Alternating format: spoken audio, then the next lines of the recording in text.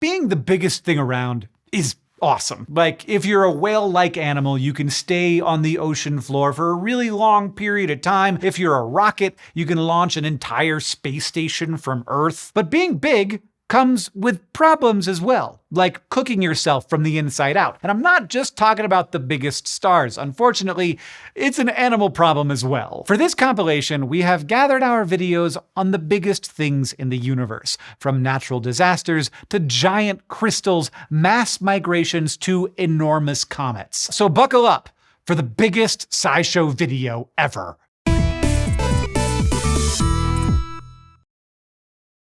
About 15 years ago, when a mining company started pumping water out of a cave 300 meters below Nica, Mexico, they were hoping to find lead or zinc or maybe some silver. Once they finished pumping the water out, though, they realized that they weren't going to be mining anything from this cave, mostly because of the giant 12-meter-long spikes everywhere. The spikes were actually huge crystals, the largest ever found. And the pillars of mineral, as big as 3-story buildings, weren't the only hazard in the cave. If you managed to make the same descent the miners did, you'd only get to see the crystals for about 10 minutes, because that's roughly how long a human can survive unprotected in the cave. The appropriately named Giant Crystal Cave was discovered in 2000 when miners were drilling a tunnel to expand their mine. They'd already pumped the water out of the area, and as they blasted through the rock, they revealed the 30 by 10 meter cave containing enormous crystals of selenite, a crystal form of the mineral gypsum. The conditions in the caves are a collection of extremes. The thermometer reads about 58 degrees Celsius on a good day, and the humidity hovers around 100%. The cave contains hundreds of crystals, some up to 12 meters long and weighing about 50 metric tons. It's so hot and humid in the Giant Crystal Cave that the insides of your lungs would actually be the coolest surface around.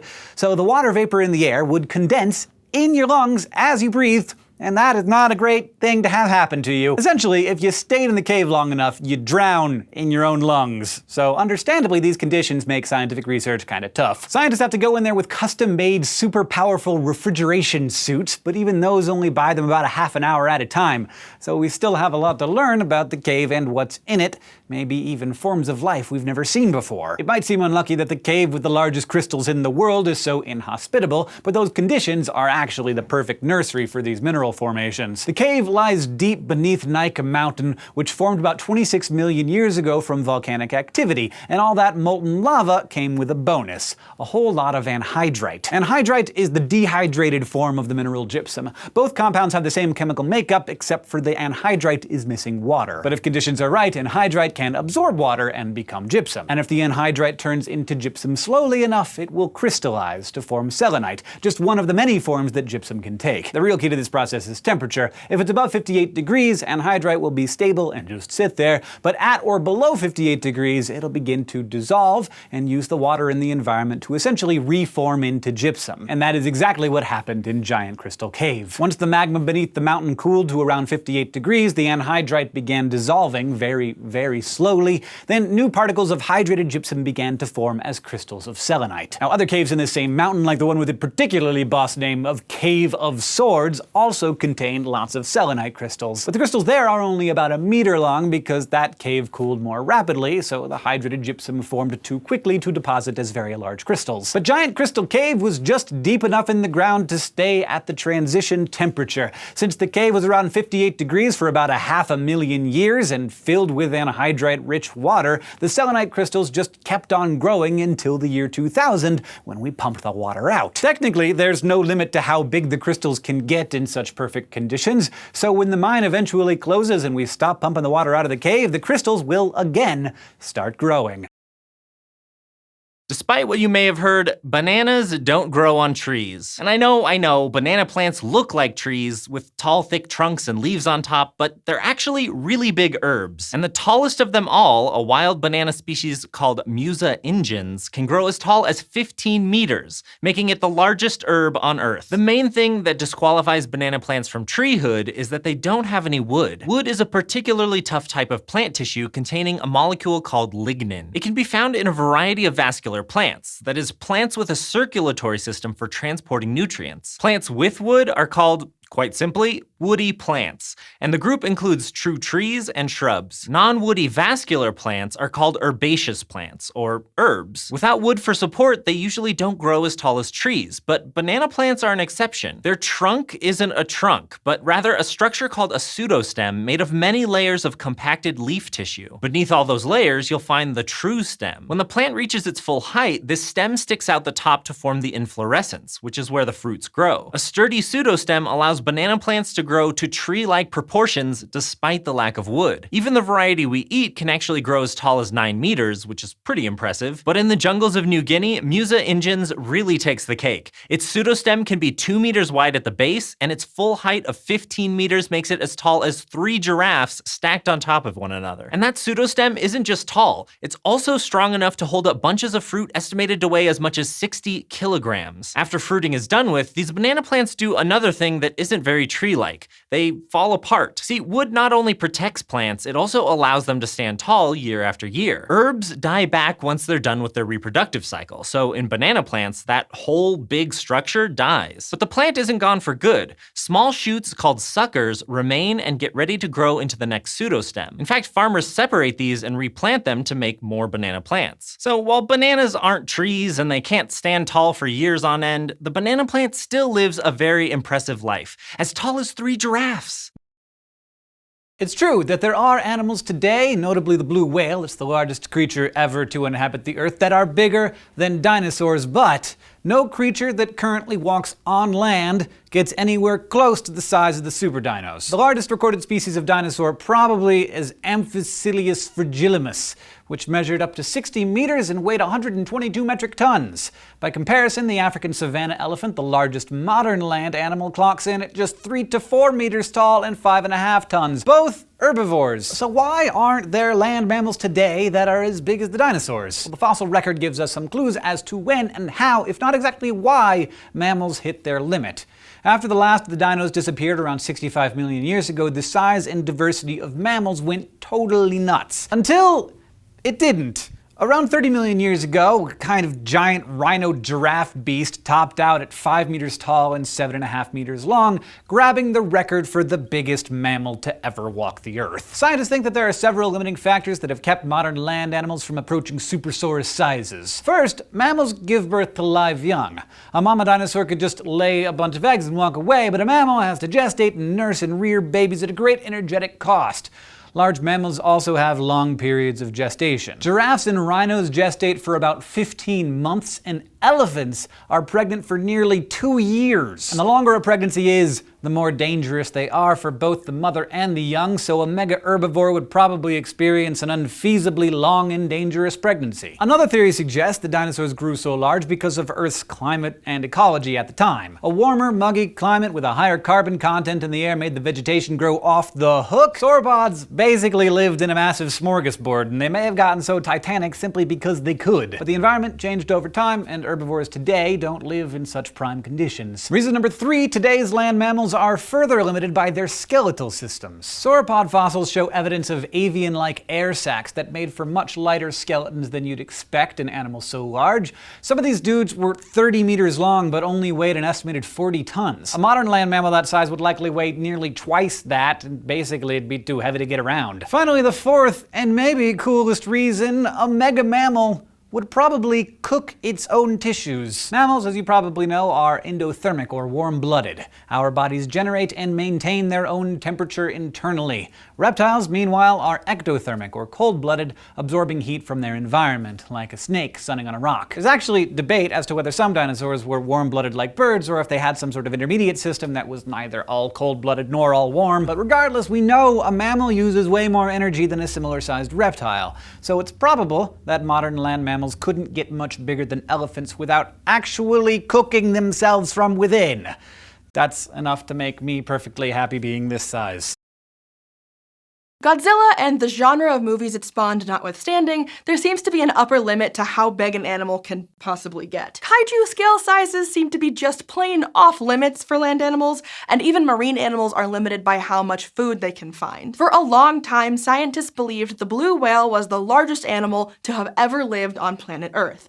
but a fossil find published in 2023 may have finally unseated the champion. Unsurprisingly, the new, possibly biggest ever living thing is another whale, one that swam the seas around 39 million years ago. Paleontologists unearthed a partial skeleton of this new creature in Peru.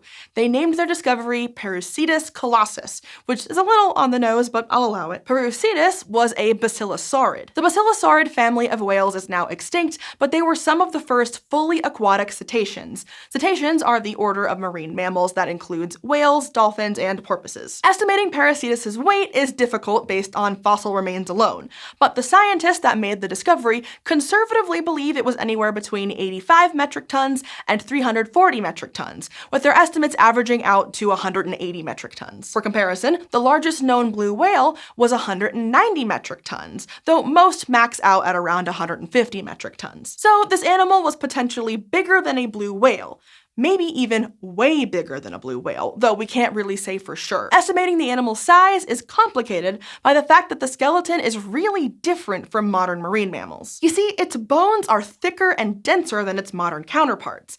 It displays a high degree of what the researchers call bone mass increase, where the skeleton piles on more, denser bone both on the outside and within the bone's internal cavity. This makes it difficult for researchers to base its body mass on skeletal measurements alone. The whale's body might have compensated for the heavy skeleton with large amounts of blubber, for example, which isn't as dense as other kinds of soft tissue. So to arrive at the 85 to 340 metric ton estimate, scientists used extreme values measured in living marine mammal species. Manatees aren't whales, but their skeletons also have a high degree of bone mass increase. Not as much as Parusetus, but it still invites the comparison. So the researchers used the average ratio of skeletal mass to total body mass of a manatee to arrive at the 85 metric ton estimate. Unlike manatees, however, most whales tend to have pretty light skeletons, so the scientists used the average ratio of skeletal mass to total body mass of Gervais's beaked whale to arrive at the 340 ton estimate. Basically, was it a sort of big boy with a really heavy skeleton, or was its skeleton more proportional to the rest of its body? There's not enough information to answer that question just yet. A whale of this size is a bit of a puzzle compared to what we know about modern whales. Massive size as an adaptation wasn't thought to have evolved until modern whales emerged around 37 million years ago.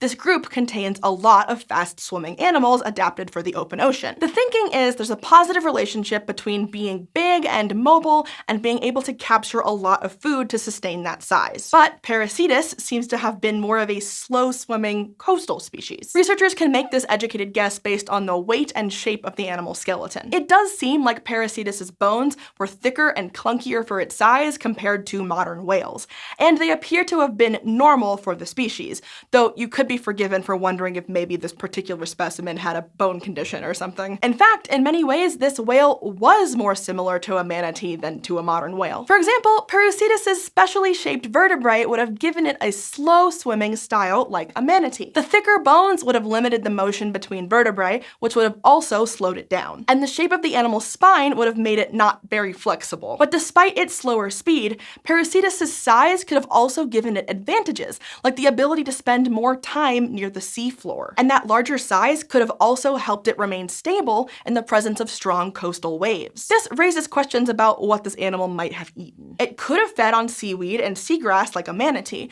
but herbivorous whales aren't really a thing. It's more likely that it was either eating marine animals that live on the seafloor or that it was scavenging. Large, dead things are abundant and easy to get, and this type of food could have helped support its large size. Since there are living sharks in similar habitats that also function as scavengers, this last scenario seems totally plausible. Yeah, scavenger whale the size of a city block. You're welcome. Now, this is just one specimen and we don't have its skull, so it's hard to draw any solid conclusions about just how big Parusetus really was or what its life was like. We do know it has the heaviest known skeleton, but the rest is still uncertain. So, although there are limits to how big animals can get, this find opens up the possibility that we haven't hit that limit yet. Though we're probably not ever going to find the skeletal remains of Godzilla or something like him, it's possible that Parusetus isn't the biggest thing that ever lived. For now, though, Parusetus may deserve the crown.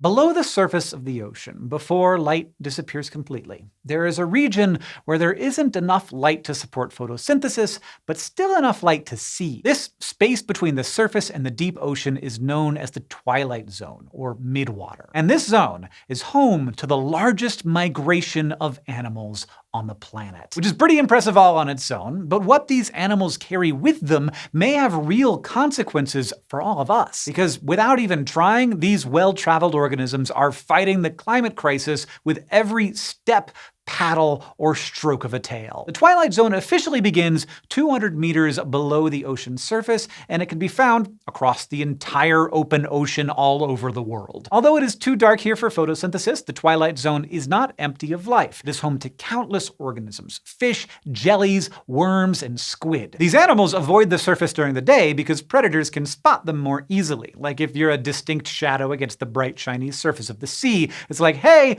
soup's on! But these organisms still depend on food that is produced at the surface, so during the night, they dash out to get it. It's estimated that if you took all of the animals in the Twilight Zone and weighed them, their total biomass would be more than 100 times that of the animals that live near the surface, which means that if we ignore organisms in the Twilight Zone, our understanding of ocean life becomes very surface level. Many bioluminescent organisms also make their homes here, where they can put their light signals to good use. And krill, the small crustaceans that feed whales and other marine life, also venture into the Twilight Zone. But it's less about where they live and more about where they go. Because these marine commuters aren't just participating in the rat race, they are affecting the whole planet. Every day, countless animals travel from the Twilight Zone to the surface and back to feed on the phytoplankton and other organisms that live in the surface layer. They swim up from the depths at night and feast on energy-rich organisms that grew on the surface. Because these animals are adapted to living in the dark, they can use the cover of darkness to hide from surface predators who need light to hunt. But when the sun comes up, they swim back down into the Twilight Zone, making a clean getaway before they become something else's meal. This is known as diel vertical migration, and animals of all shapes and sizes join in. It happens every night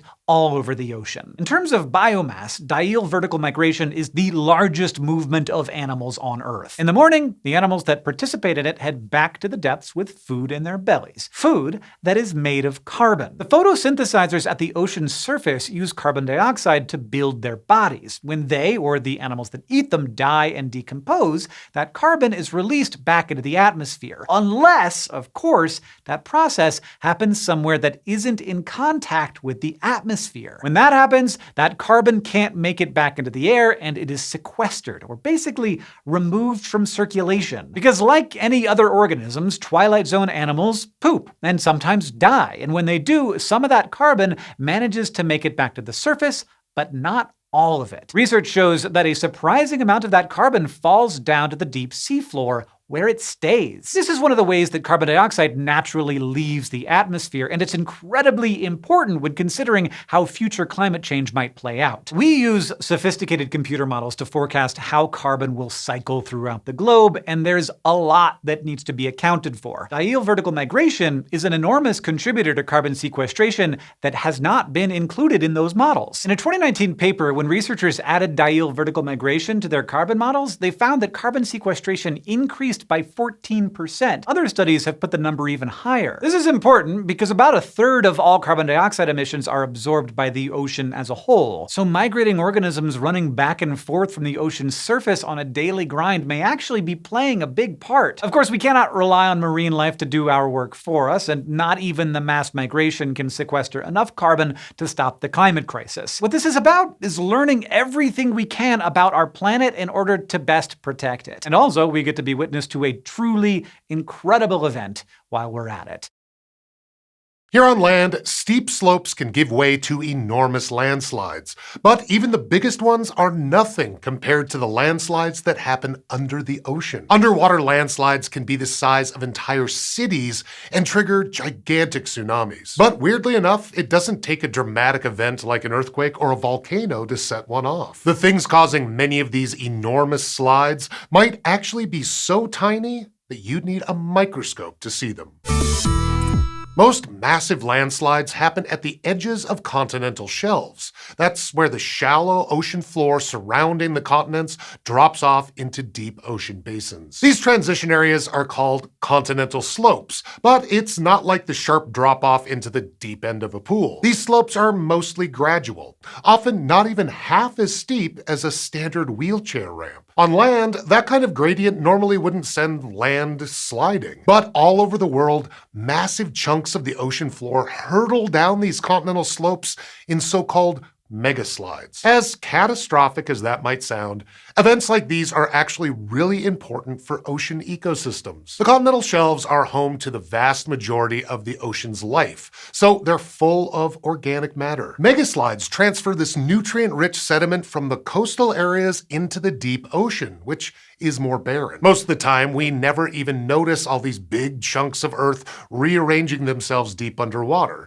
But sometimes they can affect people. Over 8,000 years ago, an epic megaslide in the North Sea sent a wave up to 20 meters high crashing to the shore. We don't know the death toll, but some scientists think this wave dealt the final blow to an ancient human settlement known as Doggerland. Thankfully, this kind of thing doesn't happen a lot, but it's not so rare either. In 1999, an underwater landslide created a tsunami off the coast of Papua New Guinea that killed over 2,000 people. These days, megaslides can also damage critical infrastructure. For instance, they've been known to break cables running along the seafloor, which we rely on for the internet and other global communications. And they could damage other structures we build offshore, like oil platforms and wind turbines. So when it comes to megaslides, it's not just out of sight, out of mind. There's a lot at stake here, which gives scientists plenty of reasons for wanting to know what causes megaslides in the first place. Unfortunately, finding an answer is complicated because the seafloor is a super complex place.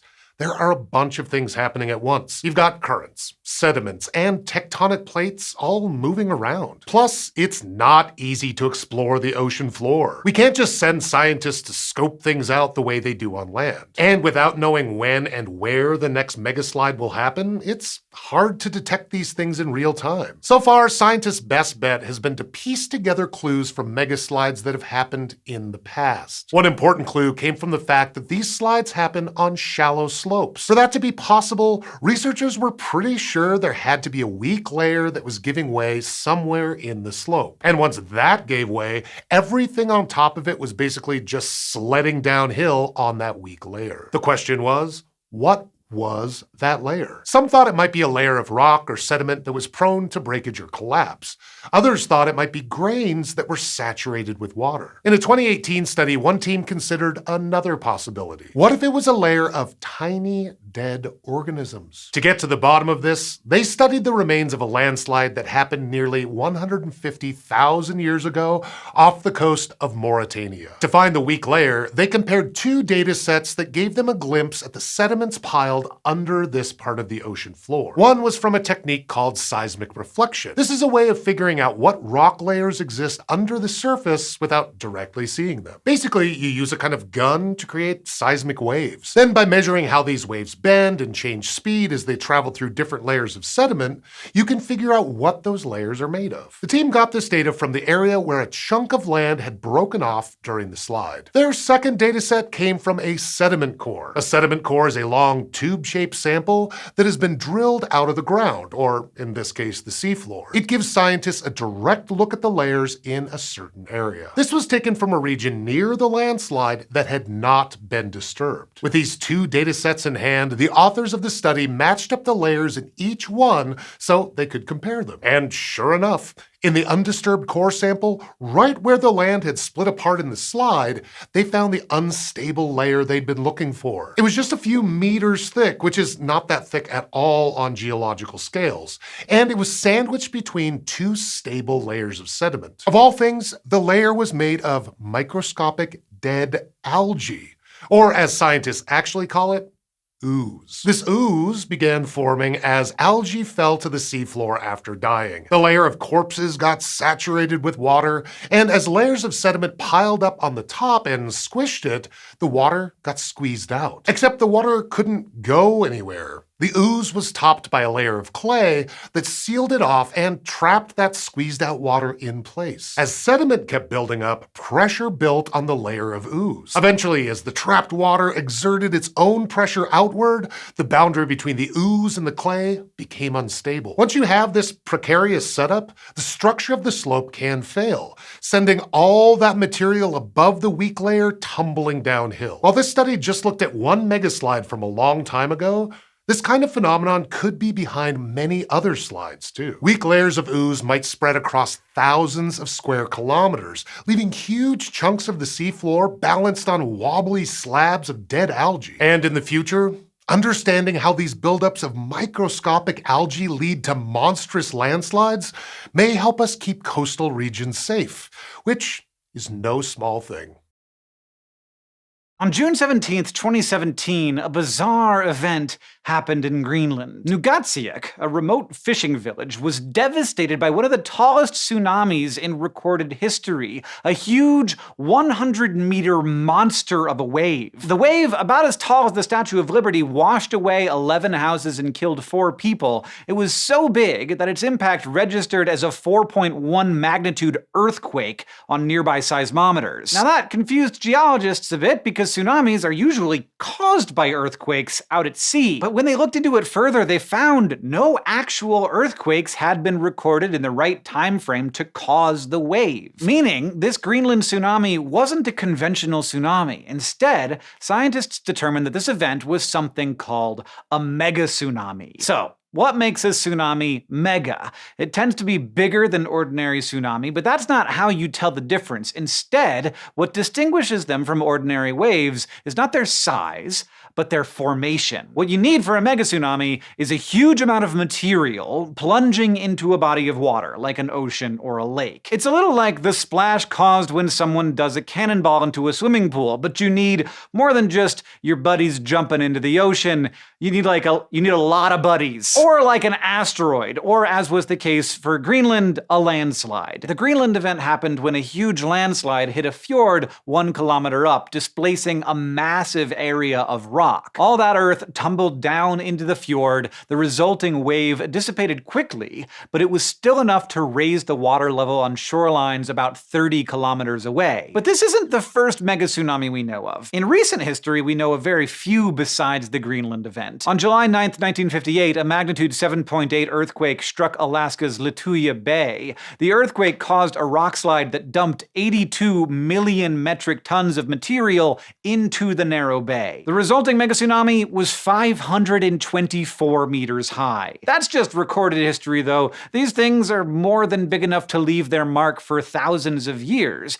and we've been able to document a few that may have happened long before anyone was around to see it. One of the largest megatsunamis that we know of happened sometime around 73,000 years ago off the coast of West Africa. A huge chunk of the eastern flank of the Fogo volcano fell off at once, striking the surface of the sea. This produced a wave roughly 170 meters tall, almost twice the size of the Greenland wave. But even bigger waves might have struck the Hawaiian archipelago more than 100,000 years ago. The clue lies in limestone-bearing gravel on the coastal slopes of the island Lanai. Now, limestone normally forms underwater, but these rocks are found 326 meters above sea level. In a 1984 study, researchers proposed that these rocks were deposited not by simple changes in sea level, but by an enormous megatsunami caused by landslides on the island's steep slopes. To produce this, the wave that struck the island of Lanai would have had to be at least 300 meters high, again,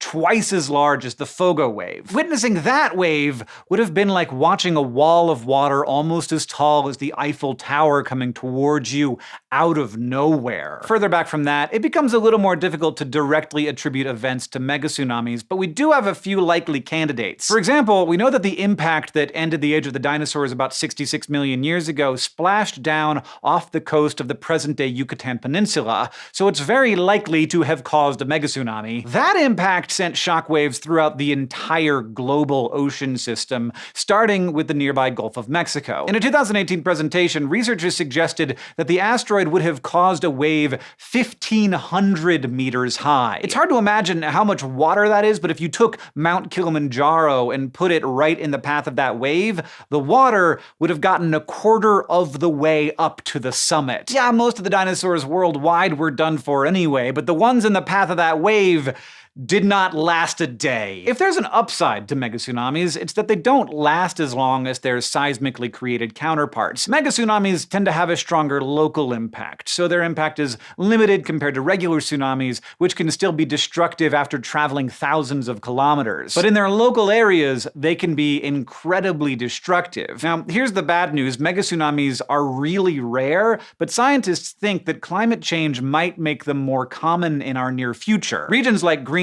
and Alaska have permanently frozen soil, known as permafrost.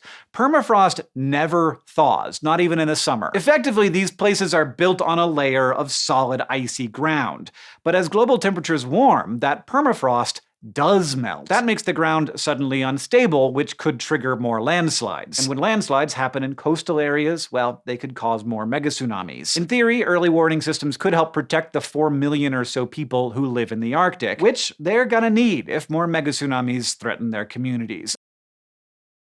Around 74,000 years ago, in what's now Sumatra, a volcano called Toba exploded. It was the largest known eruption in at least the past 2 million years, a whole order of magnitude bigger than the 19th century eruption of Tambora, which is the largest volcanic eruption in recorded history. The Toba eruption produced 2,800 cubic kilometers of magma, deposited meters-thick layers of ash, and spewed thousands of tons of sulfuric acid and sulfur dioxide into the atmosphere. It may have caused global temperatures to dip by as much as 10 degrees Celsius for the next decade, with some cooling lasting nearly 1,000 years. This was the Middle Paleolithic period, when the height of human technology was stone tools and fire. So you get why scientists would think the giant explosion had a serious impact on the human population. But the evidence seems to show that humanity was mostly fine, and we're not totally sure why. The main climate effects from volcanoes come from the ash and sulfurous gases they belch out. After a big eruption, this stuff can circulate in the atmosphere for years, reflecting sunlight and causing global cooling, hence that possible decade-long volcanic winter caused by Toba. It makes sense that an endless global winter would be bad news for the planet's inhabitants. For comparison, the eruption of nearby Tambora turned 1816 into what became known as the year without a summer,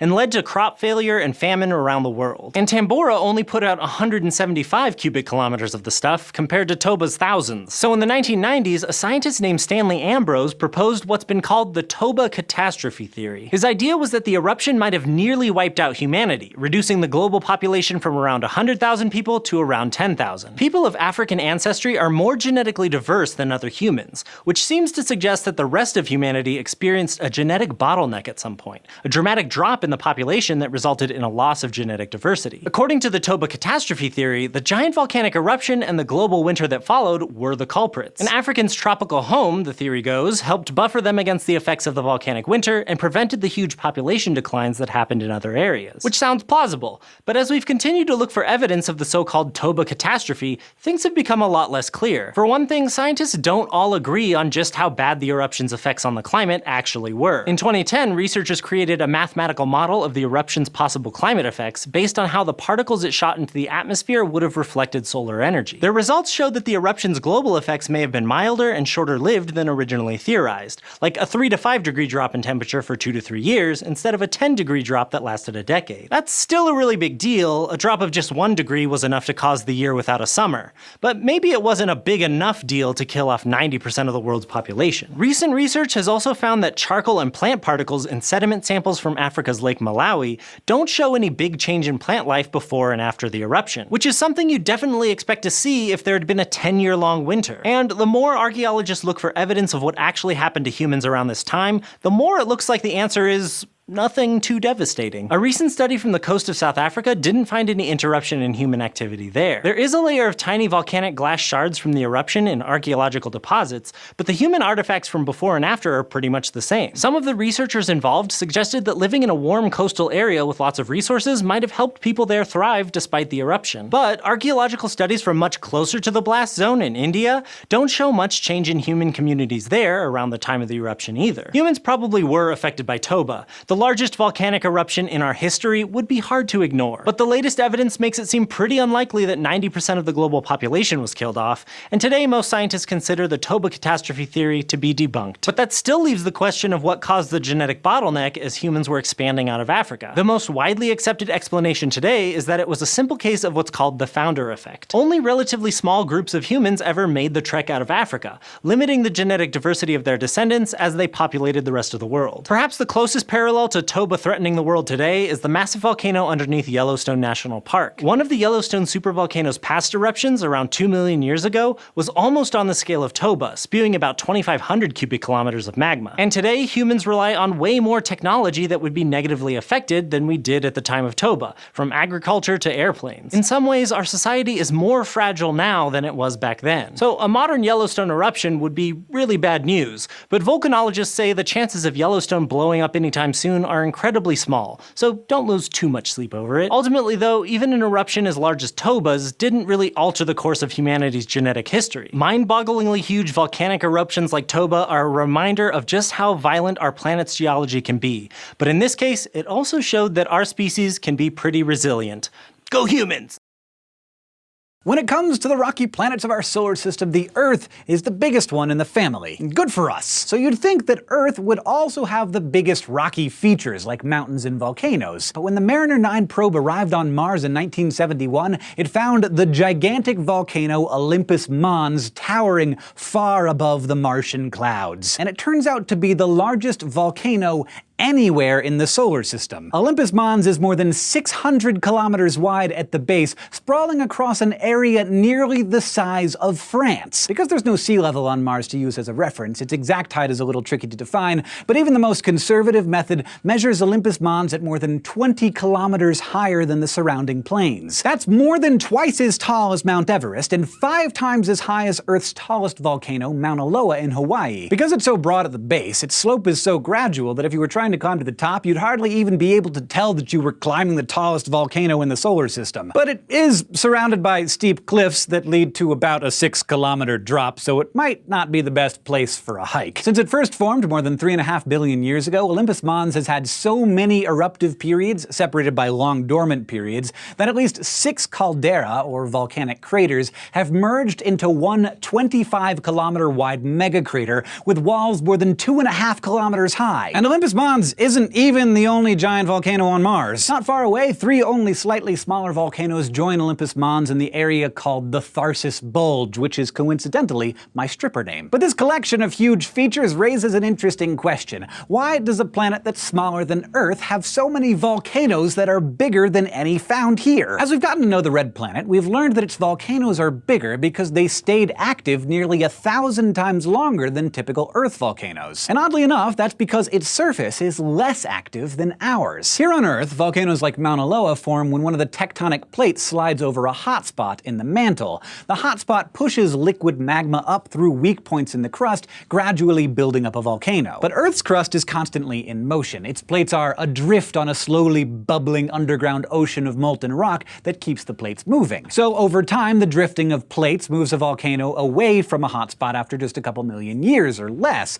and a new volcano pops up just downstream. On Mars, though, the crust cooled and grew thick too quickly to separate into tectonic plates, at least as we know them now, so the crust has probably stayed stationary relative to volcanic hotspots for billions of years. Once the magma started escaping, the volcanoes just stayed put. But there's another reason Martian volcanoes grew so incredibly large. On Earth, mountains and volcanoes stop growing when they become so massive that they actually squish the crust underneath them and pull themselves back down. But Mars's crust is much thicker and stronger. That, combined with the planet's weaker gravity, allows huge rocky features to grow larger without collapsing. In fact, scientists recently learned that the youngest lava flows from Olympus Mons are actually only a couple million years old. In geologic time, that's almost nothing. So rather than being an extinct volcano, Olympus Mons may just be a sleeping giant slowly gathering heat below the surface and preparing for a future eruption that will make it even bigger. So while being the bigger planet might be fun for us to brag about, when it comes to having giant volcanoes all over the place,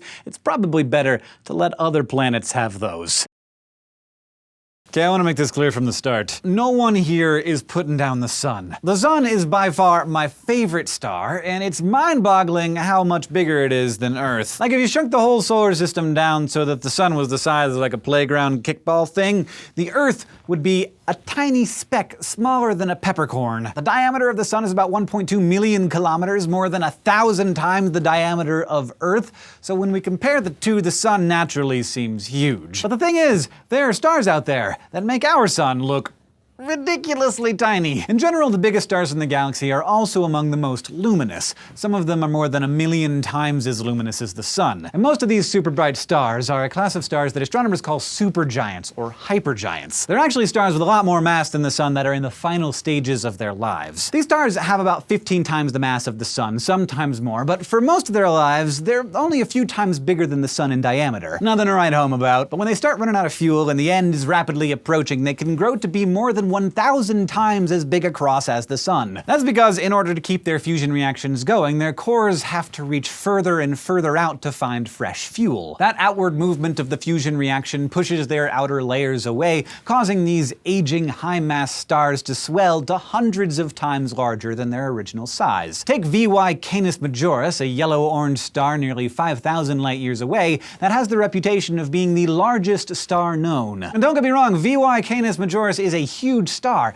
Its diameter is about 1,400 times as big as the sun's. If we plot it down in the center of our solar system, it would eat all of the inner planets, that's Mercury, Venus, Earth, and Mars, and keep going unimpeded and swallow up Jupiter as well. But despite its reputation, VY Canis Majoris isn't actually the biggest star in our galaxy. There are at least 2 other hypergiant stars currently known that are probably even bigger, and there could be even bigger stars out there that we don't know about yet. One of the top contenders for biggest known star in the Milky Way is NML Cygni, a star that's more than 1,600 times as big across as the sun. Another, UY Scuti, is a hypergiant that's nearly 10,000 light-years from us. Our best measurements so far show that UY Scuti is about 1,700 times as big as the sun. If either of these stars were at the center of our solar system, they would gobble up all of the inner planets, keep on going past Jupiter, almost to the orbit of Saturn. But of course, they won't be that big forever. These types of hypergiant stars are really unstable, constantly pulsing, growing bigger or smaller or hotter or cooler in as little as a few years. That's because inside a dying hypergiant, a huge number of different fusion reactions are possible, like turning helium into carbon or carbon into oxygen. And those different reactions can take place in different layers of the star at any given time.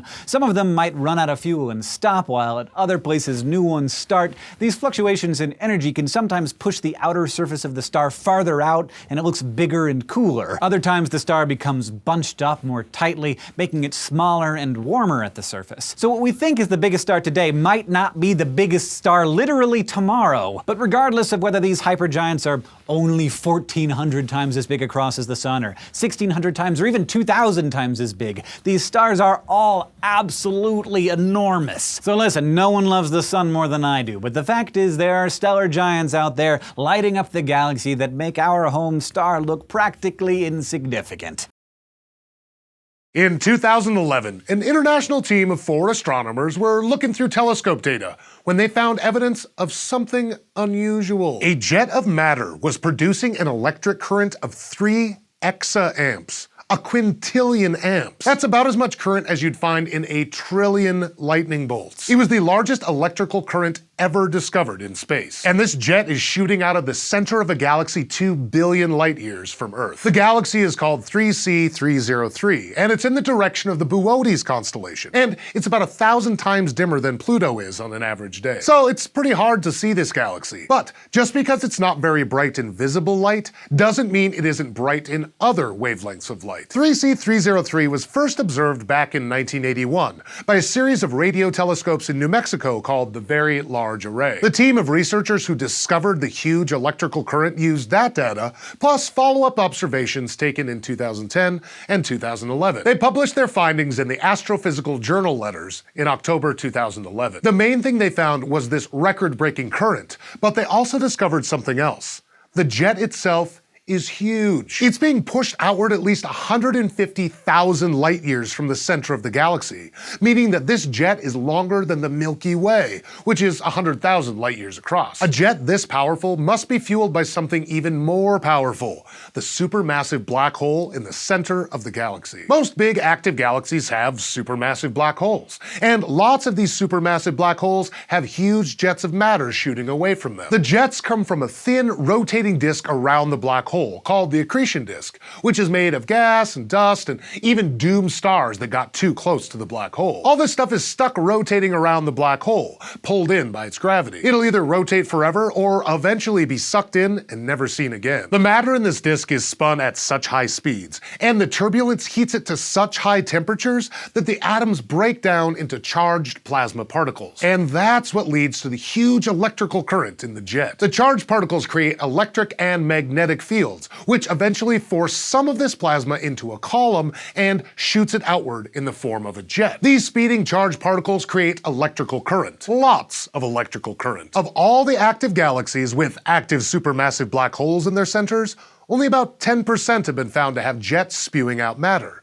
But all of those jets will have electric currents running through them. But why is 3C303's current so astonishingly, exceptionally, record-breakingly huge? Well, the amount of the current that these jets carry is related to the strength of the black hole's accretion disk. Some of these jets shoot out for millions of years, and others fizzle out. 3C303's black hole jet is thought to be so electrified because its black hole accretion disk is so active that it has an unusually strong magnetic field, which creates a larger amount of electricity. The researchers pointed out in their paper that this was a rare opportunity and the first direct measure of the strength of a large jet's electric current. But as radio telescopes become more sensitive, we should be able to observe more bright jets like this one, plus whatever giant currents are running through them.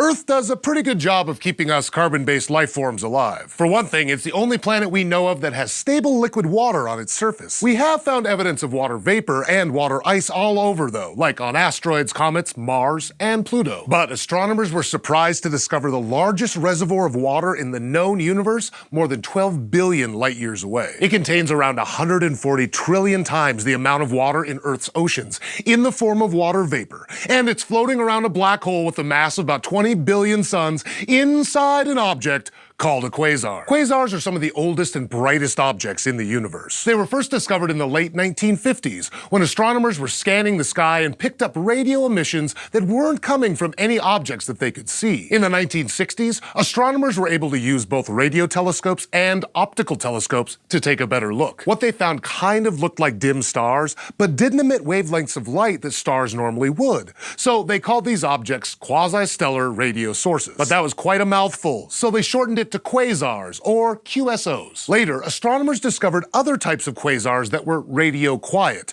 ones that emit much, much weaker radio waves, and continue to learn more about these mysterious objects. Quasars are now defined as part of a class of objects called active galactic nuclei. They're in the center of some of the oldest galaxies in the universe, and are regions of space surrounding supermassive black holes. Dust, gas molecules, and other particles swirl around the black hole, moving at really high speeds and smashing into each other. This causes the quasar to give off lots of energy in many different forms, like radio waves, X-rays, gamma rays, or light. But even though these quasars are some of the brightest objects in the universe, they're still really hard for us to see because they're so far away. And that brings us to our huge water reservoir quasar, which hangs out 12 billion light years away in the direction of the constellation Lynx, which is the squiggly line of stars between Gemini and the Big Dipper. The quasar itself was first discovered in the 90s, but all the water inside wasn't found until the late 2000s by two separate teams at the California Institute of Technology. The researchers expected to find water vapor in the distant early universe,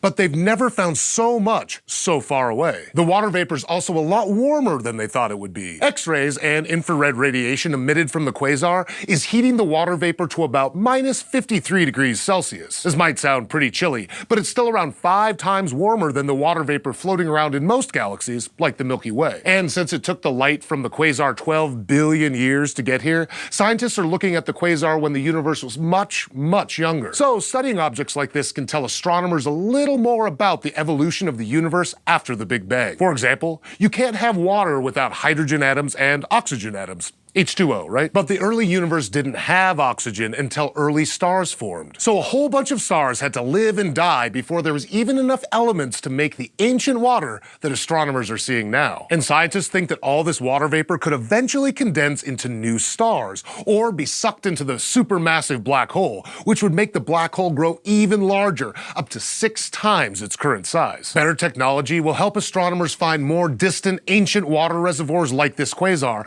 or other important and weird things in the early universe. And learning more about them just might help us understand how water and life and all this got here.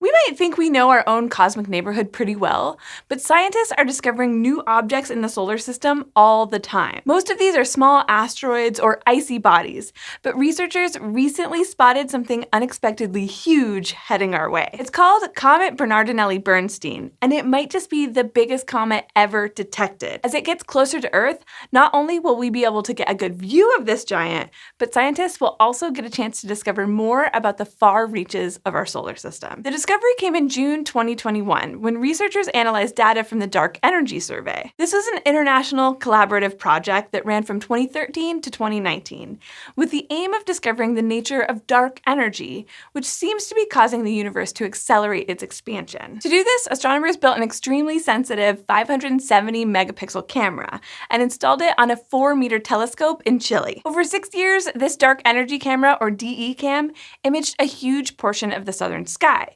taking pictures of up to 300 million distant galaxies, supernovas, and cosmic structures. And the camera's incredible resolution also allowed it to detect objects closer at hand, like comets and trans-Neptunian objects, which have an average orbital distance farther than Neptune. So 2 researchers from the University of Pennsylvania, Pedro Bernardinelli and Gary Bernstein, fed the images from the DE-CAM into a suite of supercomputers for analysis. The supercomputers compared images taken at different times to identify points of light that appeared to be moving across the sky. It sounds simple enough, but with 16 billion different sources to compare across more than 80,000 images, it's no surprise that the supercomputers racked up more than 15 million CPU hours. If they'd tried this on a normal PC, it would have taken 1,700 years. But the analysis successfully identified more than 800 trans-Neptunian objects, including one named 2014 UN-271 that snagged the scientists' attention. The first images to capture it were taken by DE-CAM in 2014, when it was about 29 astronomical units away, or 29 times the distance from the Earth to the Sun. It was just a speck of light, but its brightness suggested it was really big. At somewhere between 100 and 200 kilometers across, UN-271 was originally designated a minor planet. But as soon as its detection was announced, amateur astronomers around the world turned their telescopes to the skies in search of this new, intriguing object. Originally, its surface had seemed to be chemically inactive. By this time, though, it was closer, just 20 astronomical units away, and the new observations revealed something surprising.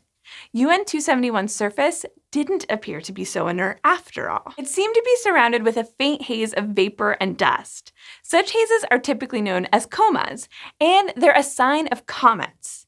They form when comets travel toward the sun in their orbit and start to heat up, causing some of their ice to start turning into vapor. So UN-271 isn't a minor planet, but a gigantic comet. In fact, it's likely the biggest ever detected, at more than 10 times the diameter and 1,000 times the mass of your typical icy traveler. The new designation also earned it a new name, Comet Bernardinelli-Bernstein, after the scientists who discovered it. Tracing its trajectory over the years, we now have a pretty good idea of where this monster comet came from and where it's going. Bernardinelli-Bernstein is what's known as a long-period comet, taking about 5.5 million years to take a complete trip around the sun. It likely started its inward journey from about a light year away in the Oort cloud. This shell of icy debris is left over from the early years of the solar system, and was ejected by the migration of giant planets a few million years after their formation. Scientists think that this may be Comet Bernardinelli-Bernstein's first trip into the solar system since its initial expulsion. So they'll be watching it closely as it comes nearer, hoping to study a relatively unaltered Oort cloud object for the first time. And this could help scientists learn more about what the solar system was like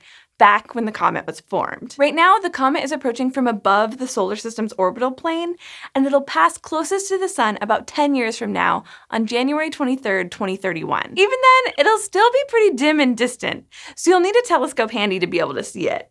It'll be passing by at about 11 astronomical units, which is equivalent to the orbit of Saturn. As it warms, its coma will grow and it'll possibly gain a tail. And researchers hope that sensitive instruments will soon be able to probe the haze to reveal its chemical composition. Doing so will help to answer questions about the nature of objects in the Oort cloud, which before now has been largely out of reach. Until then though, be sure to mark January 23rd on your 2031 calendar as a time to find a telescope and catch a glimpse of the biggest comet scientists have ever seen. The early 1960s was an optimistic time for space engineering. With the space race between the US and the Soviet Union in full swing, cameras, animals, and humans were being launched into orbit, and the world seemed headed for a spacefaring future where hundreds or even thousands of people would be living and working off Earth. Getting that civilization into orbit, though, would require a lot of power, and in 1963, a team led by engineer Bob Truax proposed a solution: a supersized rocket capable of launching an entire space station in one go. They called it the Sea Dragon, and while it never launched, it was well ahead of its time, and it continues to inspire engineers today. When the Sea Dragon was proposed, the Soviets were leading the charge with rockets that were about 50 meters long and 3 meters wide. They would carry maximum payloads of about 5 metric tons. The Sea Dragon would have been an absolute monster by comparison. It would have been more than 150 meters tall and more than 22 meters wide, and it was designed to carry more than 500 metric tons into space. And it would have been nearly 400 times more powerful than rockets of the time, and 10 times more powerful than the future Saturn V, the rocket that eventually took humans to the moon. And as the name suggests, it was also intended to launch from the sea, and not on a floating platform or anything, like directly out of the water. As impractical as that might sound, there are actually a few good reasons why a water launch was the best option. For one, it would have made transporting and assembling the rocket's huge components a lot easier, since a buoyant environment would support the rocket safely as it was being constructed. Then there was all that thrust. At ignition, the Sea Dragon's powerful engines would have caused major damage to launch pads of the time, tearing apart concrete and melting metal. Water, on the other hand, just boils off or flows away. Finally, after launch, the Sea Dragon's huge and scalding exhaust plume would be kept far away from populated areas. Of course, while a water launch offered a ton of benefits, it did create a few potential engineering challenges too. For example, salt water is really good at corroding metal and messing up delicate electronic components. To get around that though, engineers hope to borrow techniques from submarines, which spend months at a time completely submerged in salt water. Their idea was to build the rocket with thick steel plates, insulation, or special paint to resist corrosion,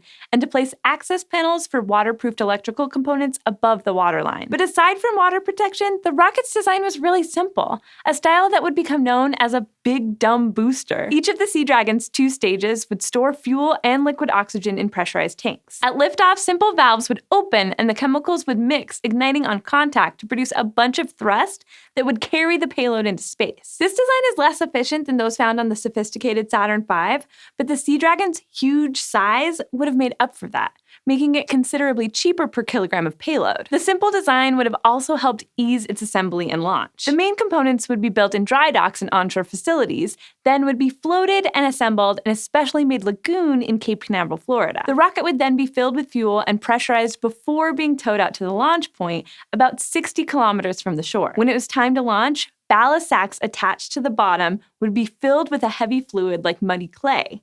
Then they would sink, and that would pull the Sea Dragon upright. Once the engines were lit, water would be expelled from the first stage and everything would work pretty much like any other rocket. Its massive payload would be in low Earth orbit in a few minutes. All this is really cool, but the Sea Dragon had one more innovation up its gigantic sleeves, one that would put it way ahead of its time. The rocket was designed to be almost entirely reusable. After launch, bags on the ballast tanks would be inflated with air to float the tank back to the surface. And both the rocket's first and second stages would be fitted with inflatable drag skirts to point them in the right direction and slow them down enough to survive a water landing with no damage. Each Sea Dragon would have been able to make more than 100 flights, and that reuse would have massively reduced the cost of getting to space. It really was a time of infectious optimism. Although the Sea Dragon was many times bigger than anything that had come before it, none of the engineering challenges seemed insurmountable. The team even got as far as a couple of prototypes to prove that a sea launch was possible. Unfortunately, though, the whole program just kind of fizzled out after a while. And while Truax was asked to develop other versions of its designs over the next few decades, nothing ever really got off the ground. Or out of the water, I guess. What left the Sea Dragon adrift wasn't the engineering challenges or even the cost, but the motivation. Although some of the public may have looked forward to a spacefaring future, NASA was more tightly focused on a single goal: getting a man to the moon. The Sea Dragon was an incredible tool, but not one that the space agency really needed at the time. It was a workhorse for large-scale settlement of space, at a time when pioneers were still making tentative steps to explore space. Even today, we're not launching anything that needs the Sea Dragon's massive lifting power. Still, the idea of a sea launch certainly isn't dead in the water. Among the many private companies clamoring for space, several are proposing sending their rockets from the sea. One of the many benefits is that you don't need a designated launch pad, which could become really useful as we start to launch more rockets and set our sights on a spacefaring future once again. And if the day ever comes where we do want to launch a city into space, well, we have a design worth dusting off. What's that thing in the sky? Is it a bird? Is it a plane? Are you even allowed to show that on YouTube? In fact, this is the world's largest airship lumbering through the skies. It's called the Airlander 10, and it's not just big. Its designers also hope to launch the aviation industry into a new era of fuel-efficient, versatile air travel for passengers, cargo, and whatever else we might want. Yes, by looking like a big butt in the sky. This aircraft cherry-picks the best of everything we know about making flying machines to make a really good flying machine. It's like a playcopter blimp. Why didn't I think of that? Now, we know how to make stuff fly at this point. The Earth's gravity pulls stuff down, so in order to fly, simply don't fall. Aircraft use a variety of different ways to do that. You've got buoyancy, vertical thrust, lift, though many aircraft rely primarily on just one of these modes. Think blimps, helicopters, and planes in that order. But to understand how our butt plane uses all three, we need to talk about each one. The idea behind buoyancy is that a denser fluid exerts a force on a less dense solid, causing the solid to float atop the fluid. We might not think of flying the same way we think about a cork bobbing in water, but to a physicist, anything that flows is a fluid, and that includes gases like air. In other words, to make an aircraft buoyant, it just has to be less dense than air. Even the lightest weight materials like aluminum or carbon fiber are far too dense to get that job done on their own. The trick is to add in materials that are less dense than air until everything is less dense overall. Which is just like what happens in a party balloon. It's made of latex, which is more dense than air, but it still goes up when you fill it with helium. Buoyant aircraft are basically fuselages that are connected to very large balloons, like blimps or zeppelins. The balloons are filled with a light gas, usually helium. Ultra-flammable hydrogen went out of fashion circa the Hindenburg. Luckily, helium is a noble gas and would not undergo a chemical reaction if you paid it. The reason this is such a good idea is, not to state the obvious, but the darn thing floats. The Airlander 10 has 4 325 horsepower engines. That amount of juice adds up to around 6 small SUVs. Compare that to a large conventional aircraft like the Boeing 787, which is packing the equivalent of around 400 SUVs. This lower engine requirement means that less power is needed to operate the Airlander 10 compared to more traditional airplanes. Of course, there is a catch. Buoyant aircraft are not capable of carrying a lot of stuff. Think about what happens when you tie a weight to that party balloon. A typical buoyant aircraft like a blimp can carry a bit over 1.5 tons of payload, which may seem like a lot, but that same 787 can carry over 20 tons of cargo. Of course, you can always make the hull bigger to hold more helium,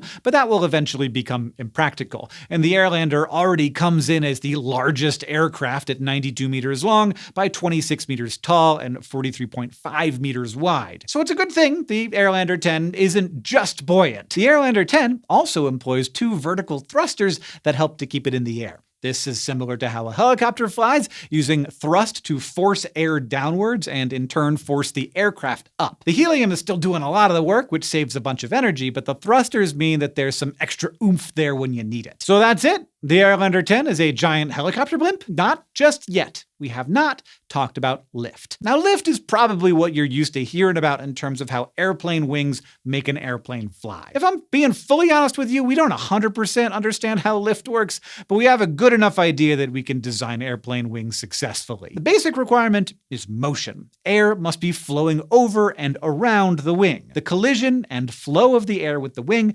generates a force. Small variations to the shape can have big changes on these forces and pressures, so making an adjustable wing allows the airplane to control how much it interacts with the air. And all of these complex interactions work together to generate lift. Lift is incredibly powerful, and it's what allows airplanes to weigh hundreds of tons and still soar through the sky. And because motion is required for lift to exist, airplanes need huge engines that push them very fast through the air. While the Airlander may have tiny engines compared to a jetliner, its huge hull gives tons of area for moving air to interact with the ship and generate some lift. And since the Airlander is a transport vehicle and moving is very much the point, might as well get some lift in the bargain, right? Furthermore, because conventional airplanes gotta go fast, they need long, carefully maintained runways to take off and land. The Airlander does not. Lift is only a little icing on the cake for it, giving it a little extra payload capacity. So to take off,